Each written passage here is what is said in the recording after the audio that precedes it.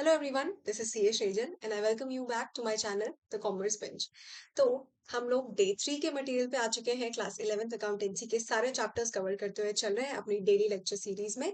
हमने कल क्या पढ़ा था, एक छोटा सा रिकैप ले लेंगे और उसके बाद आज के मटेरियल पर आते हैं। राइट, तो डे 2 में हमने advantages and disadvantages of accounting cover की थी। सबसे पहले एडवांटेजेस को हम एक बार दोबारा से देख लेते हैं। क्या है एडवांटेजेस? पहला है फाइनेंशियल इंफॉर्मेशन प्रोवाइड करता है अकाउंटिंग कि क्या कितना प्रॉफिट अर्न किया है या कितना लॉस इनकर किया है, ये सब बताता है बिजनेस के बारे में। तो फाइनेंशियल इंफॉर्मेशन तो देता ही देता है। दूसरी बात, इट रिप्लेसेस मेमोरी, यानी कि हमें चीजों को याद रखने की जरूरत नहीं है once we have started accounting for things, क्योंकि हम उसमें सब कुछ रिकॉर्ड करके रख रहे हैं। राइट, हमें एक सिस्टमेटिक रिकॉर्डिंग दे रहा है अकाउंटिंग, इसलिए it replaces memory. Then third point है कि कंपैरेटिव स्टडी अलाउ करता है आपको कि आप पिछले साल के डेटा से, उसके पिछले साल के डेटा से अपनी आज की परफॉर्मेंस को कंपेयर कर सकते हो एंड देख सकते हो कि आपको आगे क्या डिसीजंस लेने हैं बेटर परफॉर्म करने के लिए। एंड आप इंडस्ट्री स्टैंडर्ड से भी अपने आप का कंपैरिजन कर सकते हो अपनी कंपनी का। देन आपको लोन फैसिलिटेट करवाने में हेल्प करता है, बिकॉज बैंक्स जो होते हैं वो लोन देने के लिए कंपनीज को उनके फाइनेंशियल जरूर चेक करते हैं कि आखिर कंपनी की पोजीशन क्या है, कैसा ऑपरेट कर रही है, प्रॉफिट्स हैं, लॉस है, क्या सिचुएशन है, वो देखने के बाद ही बैंक्स लोन प्रोवाइड करते हैं। तो ये इसमें भी आपकी हेल्प करता है। देन फिफ्थ पॉइंट हो सकता है कि अगर कभी आपकी कंपनी को के ऊपर कोर्ट केस वगैरह हो जाता है कोई भी, तो ये फाइनेंशियल्स जो है आपके लिए एविडेंस का काम करेंगे। कोर्ट में आप इन्हें प्रोड्यूस कर सकते हो as evidence, because written material है तो obviously it will be taken as an evidence. Now next point है कि ये मैनेजमेंट को असिस्टेंस प्रोवाइड करता है। कैसे? क्योंकि मैनेजमेंट इनको देखकर, पुरानी चीजों को देखकर, इनके बेसिस पे आगे के लिए अप्रोप्रिएट डिसीजंस ले सकते हैं कंपनी के रिगार्डिंग। एंड अब हम लोग आ जाते हैं लिमिटेशंस पे। तो सबसे पहला लिमिटेशन तो यही है हमारा कि हम एस्टिमेट्स का बहुत ज्यादा यूज करते हैं अकाउंटिंग में। जैसे असेट की यूजफुल लाइफ कितनी होगी, ये एक एस्टिमेट के बेसिस पर ही चलता है। या फिर at the end of the year हमेशा जो क्लोजिंग स्टॉक पड़ा होता है रॉ मटेरियल का या फिर फिनिश्ड गुड्स वगैरह का, वो उसका हम लोग वैल्यूएशन करते हैं, वो भी एस्टिमेट बेसिस पे होता है। तो यहाँ पर कुछ भी एग्जैक्ट वैल्यू पर नहीं लिखा जाता, it is based on estimates. Then बात करते हैं कि ये अनरियलिस्टिक इन्फॉर्मेशन देता है। कैसे? बिकॉज मैंने आपको बताया था ये हिस्टोरिकल कॉस्ट बेसिस पे काम करता है, करंट वैल्यू को अकाउंट में नहीं लेता एंड हिस्टोरिकल कॉस्ट पे काम करता है। यानी कि कई साल पहले जो चीज ली रखी होगी हमने, उसी पर हम आज भी उसे रिकॉर्ड करते हुए चले आ रहे होंगे, भले उसकी करंट वैल्यू में कितना भी चेंज आ चुका हो। देन नेक्स्ट पॉइंट है कि ये क्वालिटेटिव फैक्टर्स को स्ट्रेट अवे इग्नोर कर देता है। अगर कुछ क्वांटिटी में बात कर सकते हो, पैसे में बात कर सकते हो, तब तो रिकॉर्ड होगा अकाउंटिंग में, otherwise get out. Qualitative factors का कोई मोल नहीं है यहाँ पर। फिर ये वैल्यू ऑफ मनी में जो चेंजेस आते हैं, जैसे हर साल रुपए की वैल्यू डेप्रिशिएट हो रही है आज की डेट में। मैंने आपको ये एग्जांपल दिया था कि जो डॉलर है आज की डेट में उसकी वैल्यू डॉलर के मुकाबले 85 रुपीज है, रुपए की वैल्यू। तो ये डेप्रिशिएट होता जा रहा है हर साल, बट इस चीज को अकाउंटिंग जो है वो कंसिडर नहीं करता अपनी बुक्स में। ठीक है। देन विंडो ड्रेसिंग का बहुत ज्यादा यहाँ पे स्कोप रहता है, क्योंकि लोग कई बार अपने अकाउंट्स को बहुत इन्फ्लेट करके दिखाते हैं, अपने प्रॉफिट्स को इन्फ्लेट करके दिखाते हैं, जिससे लोग कंपनी की तरफ अट्रैक्ट हो, उसमें पैसे डालें। राइट, तो विंडो ड्रेसिंग का बहुत ज्यादा चांस रहता है। सारी चीजें हमने अब यहाँ पर कवर कर ली है। हाँ जी, तो अब आ जाते हैं हम लोग अपने डे 3 के कंटेंट पे, which is branches of accounting and book keeping and accounting के बीच में डिफरेंसेस भी हम आज ही कवर करेंगे। राइट नाउ, पहला टॉपिक है ब्रांचेस ऑफ अकाउंटिंग। काफी इंपॉर्टेंट क्वेश्चन ये बन सकता है आपके लिए। 3 to 4 मार्क्स में you can expect this in your exam और थ्योरी। ठीक। फिर इसका मैं एक निमोनिक भी आपको देना चाहती हूँ। क्या है ना, ब्रांचेस ऑफ अकाउंटिंग क्या होता है? हमने अकाउंटिंग का मतलब तो पढ़ लिया। अब ब्रांचेस ऑफ अकाउंटिंग में हम पढ़ रहे हैं कि इसके 3 ब्रांच है, मतलब तीनों में हम लोग का फोकस जो है ना, है तीनों अकाउंटिंग ही कर रहे हैं हम तीनों में, बट फोकस लेवल जो फोकस है अलग अलग टॉपिक्स पे रहता है यहाँ पे फोकस। तो बस निमोनिक समझ लो पहले। तो यहाँ पर एक सिंपल सा निमोनिक है। Your mnemonic is FCM, financial accounting, cost accounting and management accounting के लिए एफसीएम आपका निमोनिक रहेगा। अच्छे से याद करके जाना। एंड स्टार्ट करते हैं फाइनेंशियल अकाउंटिंग से। ये वो टॉपिक है बेटा जो हम लोग इस पूरे साल डिटेल में पढ़ने वाले हैं। एंड ये तो इसका मतलब तो आपको समझ आ ही जाएगा धीरे धीरे, बट अभी हम ओवरव्यू ले रहे हैं इसका। तो देखो यहाँ पे सबसे पहले हम क्या करते हैं, maintenance of books of accounts होता है यहाँ पे। भैया ये बुक्स ऑफ अकाउंट्स क्या होता है? मैंने आपको बताया था हम बिजनेस में क्या करते हैं, सारे के सारे ट्रांजैक्शंस जो होते हैं फाइनेंशियल ट्रांजैक्शंस उनको रिकॉर्ड करते हैं। सिमिलर नेचर ट्रांजैक्शंस को एक जगह पर ग्रुप करते हैं जिसे क्लासिफिकेशन बोलते हैं। फिर उस सबको समराइज करते हैं इंफॉर्मेशन को यूजफुल बनाने के लिए। Profit and loss account and balance sheet बनाते हैं। तो ये सारी चीजें जो जो जिन किताबों में ये हो रहा है ना, उन्हीं को बुक्स ऑफ अकाउंट्स बोलते हैं। पूरा का पूरा जो आपका फाइनेंशियल ब्योरा होगा कंपनी का, उसे ही हम बुक्स ऑफ अकाउंट्स बोलते हैं, जहां पर ये सब कुछ लिखित में है आपका। ठीक है, पैसे का आना जाना, कितना पैसा आया, कब आया, किसने दिया, कहाँ गया पैसा, सब कुछ हम बुक्स ऑफ अकाउंट्स में ही नोट करते हैं। ठीक, बहुत सारी डिफरेंट डिफरेंट बुक्स होती है इसमें, धीरे धीरे पढ़ेंगे आगे। बट अभी के लिए इतना ही समझ लो कि ये आपका पूरा फाइनेंशियल ब्योरा, ठीक है, ब्योरा है। फाइन। अब देखो next point, determining financial performance and financial position. ये है मेरा ऑब्जेक्टिव फाइनेंशियल अकाउंटिंग करने का, कि मुझे पता चल सके फाइनेंशियल परफॉर्मेंस कैसी रही कंपनी की इस बार, यानी कंपनी ने पूरे साल जो ऑपरेशंस किए उसके बाद परफॉर्म कैसा किया, प्रॉफिट आया या लॉस आया।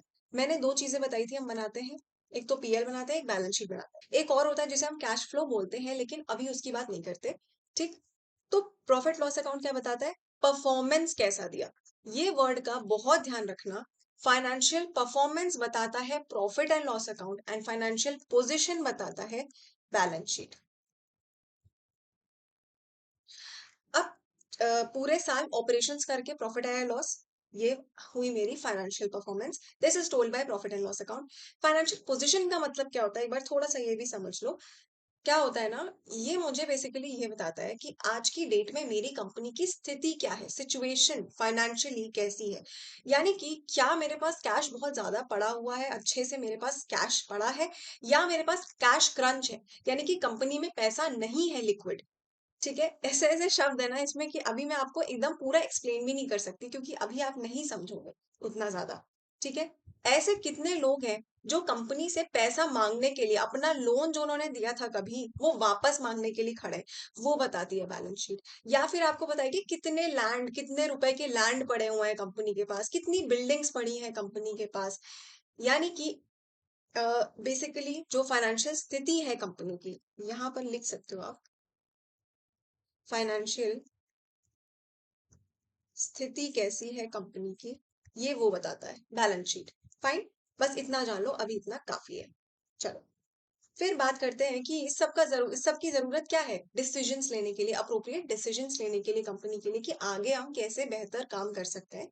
फाइनेंशियल अकाउंटिंग में हम बेसिकली ये तीनों चीजें करते हैं। बुक्स ऑफ अकाउंट्स मेंटेन करते हैं, क्यों करते हैं, ताकि फाइनेंशियल परफॉर्मेंस पता चल सके एंड फाइनेंशियल पोजीशन पता चल सके, और उससे क्या होता है, हम अप्रोप्रिएट डिसीजंस लेते हैं कंपनी के लिए। फाइन, फाइनेंशियल अकाउंटिंग खत्म होता है। नेक्स्ट आ जाते हैं कॉस्ट अकाउंटिंग पे। भाई कॉस्ट अकाउंटिंग में बस है तीनों ही चीजें, ये जो आप देख रहे हो सामने, ये तीनों ही अकाउंटिंग है। फर्क बस इतना है कि पर्पस, फोकस चेंज हो जाता है यहाँ पे।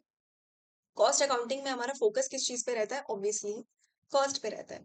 अगर हम एग्जांपल ले, मान लो मेरा कोई प्रोडक्ट है, डव शैम्पू, नाम सुना होगा, HUL बनाती है उसे, हिंदुस्तान यूनिलीवर लिमिटेड। मान लो उसे बनाने की कॉस्ट आती है 200 रुपए। ठीक है, तो कॉस्ट अकाउंटिंग में हम क्या देखते हैं कि आखिर इस कॉस्ट को, जो 200 रुपए की लागत आ रही है इसको बनाने में, इसको 180 पे कैसे लाया जाए, कॉस्ट को कम कैसे किया जाए, यहाँ पर हम ये सोचते हैं, या कंट्रोल कैसे किया जाए ये सोचते हैं। क्योंकि ऑब्वियस सी बात, देखो अगर मैं आपको बताऊं मोटा मोटा, तो सेल माइनस कॉस्ट कर दो अगर, तो प्रॉफिट निकल के आता है। तो अगर मैं कॉस्ट को कम कर पाऊं, तो ऑब्वियस सी बात है कंपनी के प्रॉफिट्स इंक्रीज हो सकते हैं। तो इसीलिए कॉस्ट अकाउंटिंग में हम क्या करते हैं, असर्टन करते हैं और रिकॉर्ड करते हैं कि आखिर प्रोडक्ट की कॉस्ट कितनी है एज ऑफ नाउ। फिर क्या करते हैं, उसे हम कंट्रोल करने की कोशिश करते हैं एंड देन रिड्यूस करने की कोशिश करते हैं। डिफरेंस समझो दोनों में क्या होता है। कंट्रोल करना मतलब उसी पॉइंट पे रोक लेना। यानी अगर आज की डेट में 200 रुपए की कॉस्ट आ रही है, तो एटलीस्ट उसे 210 तो बिल्कुल भी मत होने दो। इसे कहते हैं कंट्रोल करना कॉस्ट को। और रिड्यूस करने का मतलब तो सिंपल है, 200 से 180 पे कैसे लेकर आए, वो बात कर रहे हैं। ठीक है, कम करना, यहाँ पे हम कम करने की बात कर रहे हैं कॉस्ट को। आई होप समझ में आया होगा कि यहाँ पे कॉस्ट अकाउंटिंग में फोकस रहता है कि कॉस्ट को कम कैसे किया जाए। ये आपने सुना होगा, ICMAI का नाम सुना होगा, ICMAI, which is institute of cost and management accountings of India.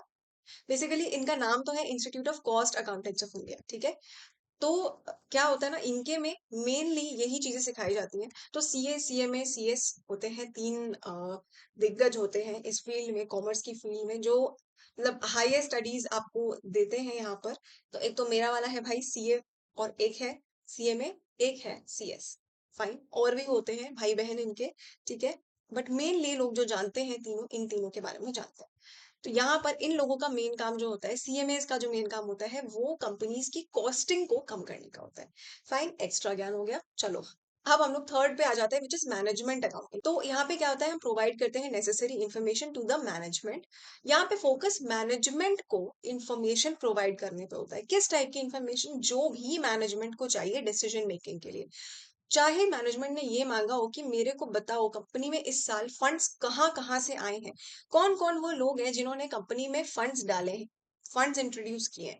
अगर मैनेजमेंट ने ये रिपोर्ट मांग ली ताकि वो डिसीजंस ले सके इस बेसिस पे, तो मैनेजमेंट अकाउंटिंग के अंडर में आएगा वो। या मैनेजमेंट ने मांग लिया कि मेरे को कॉस्ट रिपोर्ट्स लेकर दो, इन 5 प्रोडक्ट्स की, कोई भी 5 प्रोडक्ट्स बोले, इनका मुझे कॉस्ट रिपोर्ट ला कर दो कि पिछले साल कितनी कॉस्ट थी, इस साल कितनी कॉस्ट आ रही है। तो और या फिर कुछ भी प्रॉफिट से रिलेटेड रिपोर्ट मांगनी, सब कुछ मैनेजमेंट अकाउंटिंग में आ जाएगा आपका।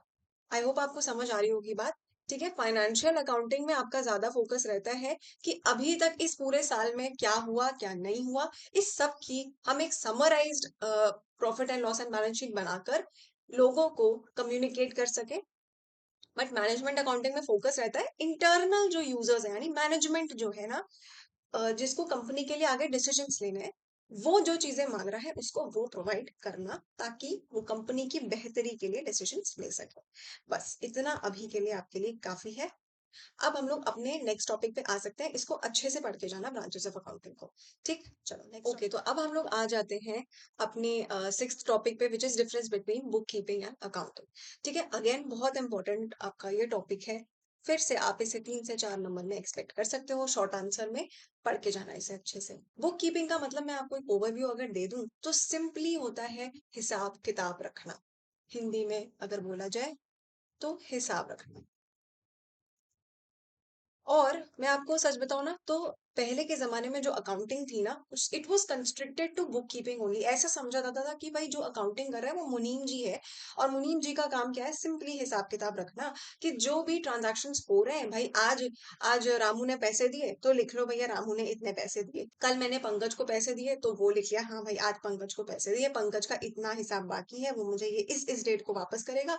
ये सारी चीजें बुक कीपिंग में आया करती थी, इसको बोलते थे हिसाब रखना। और accounting was confined to this only. But आज की डेट में अकाउंटिंग का स्कोप और बहुत ज्यादा बढ़ चुका है। मैं आपको सब बता चुकी हूँ राइट, कि हम आज की डेट में चीजों को समराइज करने की कोशिश करते हैं ताकि यूजफुल वे में उसे सबके सामने प्रेजेंट किया जा सके, कम्युनिकेट किया जा सके। ये सब चीजें भी अब अकाउंटिंग में आ चुकी हैं। उसके बेसिस पे डिसीजंस लेना, ये सब चीजें भी अकाउंटिंग में है, जबकि पहले ऐसा नहीं था। सिंपली चीजें नोट डाउन करते रहो, बस बैठ के मैकेनिकल वर्क करते रहो, वो हुआ करता था बुक कीपिंग।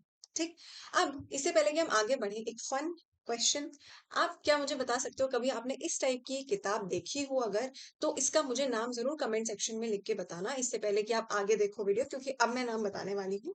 ठीक है, तो मुझे नाम जरूर बताना कमेंट्स में। इसको हम बोला करते थे बही खाता। ठीक है, इसको बही खाता बोला जाता था पहले के जमाने में। ऐसी लंबी लंबी रेड नोटबुक्स चलती थी, इसमें ही नोट डाउन किए जाते थे सारे ट्रांजैक्शंस जो रोजमर्रा में कंपनी में हो रहे हैं। ठीक है, और ये क्या है भाई, ये निर्मला जी हैं, और इनके हाथ में ये इसको भी बही खाता बोला जाता है। जब ही भी बजट प्रेजेंट होता है, आप जानते होंगे शायद कि फेब्रुवरी एंड में हमेशा बजट आता है। एंड बजट पहले हमेशा इसी बही खाता टाइप की रेड कलर की नोटबुक में पहले के हिसाब से, मतलब उसी ट्रेडिशन को कंटिन्यू करते हुए ऐसे ही रेड कपड़े में लपेट कर बजट को लाया जाता था। बट रिसेंटली आई थिंक 3 से 4 साल पहले कुछ ऐसा हुआ है कि अभी भी रेड कपड़े में लाया जाता है, लेकिन उसके अंदर होता है आईपैड। पेपर वर्क अवॉइड किया जाता है, पेपर सेव करने के लिए, ऑब्वियसली डिजिटलाइजेशन को प्रमोट करने के लिए। ठीक है, तो अब इसके अंदर जो है ना आईपैड होता है, और उसमें पूरा बजट लिखा होता है। पहले ये पेपर पे हुआ करता था। अच्छा, चलो बहुत हो गई भाई एक्स्ट्रा ज्ञान। अब हम लोग आ जाते हैं सीधा, मैंने आपको एक ओवरव्यू तो दे ही दिया कि बुक कीपिंग और अकाउंटिंग में डिफरेंस क्या होता है, बट बुक के हिसाब से भी समझते चलो। तो डिफरेंस आएगा, तो सबसे पहले ये तो आपको पॉइंट लिखकर आना ही आना है कि इनका स्कोप बहुत डिफरेंट होता है। स्कोप कैसे डिफरेंट है? हमने अकाउंटिंग प्रोसेस पढ़ी थी पूरी, उसमें सबसे पहले क्या आता था? आइडेंटिफाई करना, फिर मेजर करना, फिर रिकॉर्ड करना, देन क्लासिफाई करना। 4 स्टेप्स ये होते थे। बुक कीपिंग इन्हीं 4 स्टेप्स तक सीमित है। फाइनेंशियल ट्रांजैक्शंस को देखना कि किस चीज को रिकॉर्ड करना है, उसे मेजर करना, रिकॉर्ड कर लेना और क्लासिफाई, एक तरीके ट्रांजैक्शंस को एक जगह लिख लेना। ये होता था बुक कीपिंग में हिसाब रखने में। ठीक। लेकिन इसके बाद जो एक्चुअल दिमाग लगाने वाला काम होता था ना, ये बुक कीपिंग में नहीं आता था। दिमाग लगाने वाला काम मतलब समराइज करना, इंफॉर्मेशन को यूजफुल बनाना दूसरे लोगों के लिए, ये सब जो है ये बुक कीपिंग का पार्ट नहीं है। बुक कीपिंग तो आज भी होती है भाई, बस मैं ये कहने की कोशिश कर रही हूँ अकाउंटिंग का स्कोप बहुत ज्यादा बढ़ गया है अब। ठीक, पहले accounting was confined to this. अच्छा, तो अब अकाउंटिंग का स्कोप क्या हो गया देख लेते हैं कि ये वाला काम तो बुक कीपिंग वाला तो होता ही है अकाउंटिंग में। Additionally additionally mark my words, this is additionally, हम समराइज करते हैं, एनालाइज करते हैं, कम्युनिकेट भी करते हैं, यानी कि सातों स्टेप्स जो हैं, जो मैंने आपको अकाउंटिंग प्रोसेस में बताए थे, वो सबके सब अकाउंटिंग में यहाँ पे कवर हो जाते हैं। ठीक है, ये मेरा स्कोप था अकाउंटिंग का। This has a constricted scope, this has a bigger scope. Got it? Next आता है स्टेज। भाई ये बहुत ही प्राइमरी स्टेज है, ठीक है, this is the first stage जहां पर हम पूरी रिकॉर्ड कीपिंग पे फोकस हमारा रहता है बुक कीपिंग में, कि रिकॉर्ड करके रख लो सब चीजें। बट अकाउंटिंग जो है इसका सेकेंडरी स्टेज है, यानी कि जब बुक कीपिंग खत्म होती है तब अकाउंटिंग शुरू होती है। ठीक है, मतलब अगर बुक कीपिंग नहीं होगी तो ऑब्वियसली अकाउंटिंग भी नहीं हो पाएगी। Book keeping is a part of accounting. आप ऐसा लिख भी सकते हो यहाँ पे। मैं आपको यहाँ पे लिख के दे दूंगी। बल्कि यहाँ पर ही आप लिख लो, book keeping is a part of accounting. ठीक, बिना बुक कीपिंग के अकाउंटिंग नहीं हो सकती, ये सेकेंडरी स्टेज है। अगर बेसिक मटेरियल डेटा ही नहीं होगा तो फिर आप एनालाइज क्या करोगे बैठ के, समराइज किसको करोगे, राइट? फिर आते हैं ऑब्जेक्टिव्स पे। तो भाई यहाँ पे हमारा काम क्या है, ऑब्जेक्टिव क्या होता है कि सिर्फ रिकॉर्ड्स मेंटेन करके बैठ जाए भैया, सिस्टमेटिक रिकॉर्ड्स मेंटेन करते रहे, ये बुक कीपिंग में होता है ऑब्वियसली। बट अकाउंटिंग में हम हमेशा एक स्टेप आगे रहते हैं, जहां पर हमारा मेन काम, मेन फोकस क्या रहता है कि हम रिजल्ट्स को असर्टेन कर पाए, कि रिजल्ट्स ऑफ फाइनेंशियल ऑपरेशंस, यानी कि फाइनेंशियल परफॉर्मेंस देख पाए कैसी है, पीएल वाला, एंड फाइनेंशियल पोजीशन देख पाए यानी बैलेंस शीट। ठीक, और उसे कम्युनिकेट कर पाए लोगों को। फाइन, फिर बात करते हैं नेचर ऑफ जॉब की। ये एक काफी रूटीन नेचर जॉब है, इसमें कुछ ऐसा नया नहीं होता रहता, हर रोज कुछ चैलेंजेस नहीं आते आपके पास, बहुत दिमाग नहीं लगाना होता आपको। और इसीलिए आप कह सकते हो मैकेनिकल सा वर्क होता है। अगर आप लेवल ऑफ स्किल्स की बात करो ना, यहाँ पे आपको बहुत मैकेनिकल वर्क मिलेगा। रोजमर्रा में कुछ ट्रांजेक्शन होते रहेंगे, आप उसको रिकॉर्ड करते रहो सिंपली। और हेंस आपको यहाँ पे बहुत ट्रेन स्टाफ की जरूरत भी नहीं होती है। समझ आ रही होगी बात? इस चीज के लिए अगर आप किसी को सिखा दो ऐसे रिकॉर्ड करना है तो वो कर लेगा। बहुत रोज कुछ अलग नहीं मिलने वाला है उसको, तो वो समझ जाएगा कैसे करना है। Not so train staff is required over here. जबकि अकाउंटिंग में आपको एनालिटिकल एंड डायनामिक व्यू चाहिए। यहाँ पर नेचर ऑफ जॉब जो है एनालिटिकल है, यानी कि आपको एनालिसिस बहुत सारी करनी पड़ेगी। एंड डायनेमिक होने का मतलब बिजनेस में हर रोज कुछ ना कुछ चेंजेस होते रहते हैं, टेक्नोलॉजी में चेंजेस होते रहते हैं, पॉलिसीज में, अकाउंटिंग पॉलिसीज में चेंजेस होते रहते हैं। इन सबको ध्यान में रखते हुए आपको अकाउंटिंग करनी है। तो it's not like a daily job, आए रिकॉर्डिंग किया चले गए, नहीं। कई सारी चीजें चेंज करनी होती रहती है, and you have to keep track of it in accounting. Fine, hence you need special skills and not mechanical. आपको स्पेशल स्किल्स वाला बंदा चाहिए, कि अगर किसी कंपनी के अकाउंट्स देखने हैं तो लोग सीए को हायर करते हैं उस चीज के लिए। ठीक है, और वो लोग ट्रेंड, उनको ट्रेन किया जाता है इस काम के लिए। ऐसा नहीं है कि किसी को भी उठा के रख लिया आपने, वो काम ढंग से नहीं कर पाएगा, ये सारी चीजें। ठीक, तो ट्रेंड बनना चाहिए आपको। तो काफी इजी डिफरेंसेस थे ये, आप इसमें से कोई भी 4 पॉइंट्स अच्छे से याद करके चला जाना। स्कोप तो आपको जरूर ही लिख के आना है। स्टेज आप सिंपली लिख सकते हो कि this is the primary stage, this is the secondary stage, है ना। और उसके अलावा ये तीनों काफी ज्यादा कनेक्टेड पॉइंट्स हैं आपस में, कि नेचर ऑफ जॉब कैसा है, तो उसमें स्किल्स किस हिसाब की चाहिए आपको, एंड देन आप किन लोगों को हायर कर सकते हो। Routine nature job, hence it is मतलब मैकेनिकल वर्क है, एंड देन आपको कैसे लोग चाहिए इसके लिए, नॉट सो ट्रेन्ड। फाइन, तो ये पॉइंट्स आप याद करके जा सकते हो इसके लिए। आई होप आपको डिफरेंस समझ में आया होगा। एक और फाइनल वर्ड होता है जिसे हम बोलते हैं अकाउंटेंसी।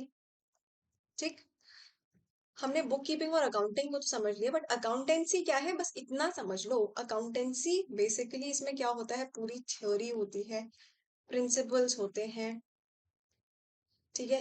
ये सारी चीजें जो अकाउंटिंग में आप पढ़ते हो ना, ये अपने आप में एक डिसिप्लिन है बेटा। This is a discipline in it self. इसमें आप पढ़ते हो कि अकाउंटिंग कैसे करी जाए।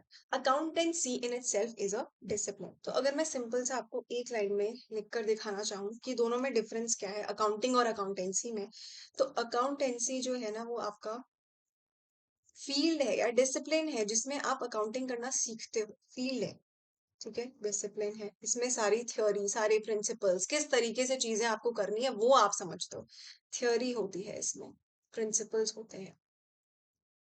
जबकि अकाउंटिंग क्या है actually, accounting is the process, यानी कि जब आप एक्शन लेते हो अकाउंटेंसी पर, this is basically entailing your action, कि आखिर आपको रिकॉर्ड करना है तो करना कैसे है, ये आपको थ्योरी बताएगा। यहाँ पे जब आप इसे करने बैठोगे तो वो अकाउंटिंग है।